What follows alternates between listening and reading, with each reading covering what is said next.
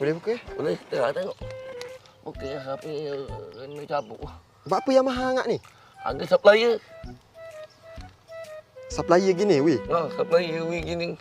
Lepas tu, jual gini lah. Orang jual gini. Supplier atau berapa dah? 40 orang atuk. 40 sekilo. Lepas tu jual? Jual dia tu 800. Supplier atau 40 sekilo. Jual 800. Buat apa niaga gitu? Nak kena tu. Hah? Nak kena. Yang negara gitu. Dok, berapa kali dah pergi haji?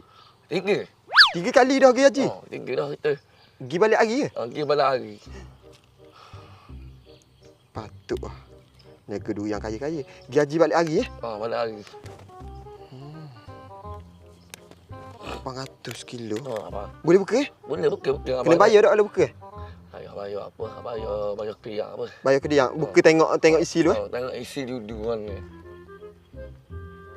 Tengok isi tu. Apa isi gini? Dari isi kuning. Kuning macam dengan partner dulu yang partner dia Benda apa dia lah? kelipak.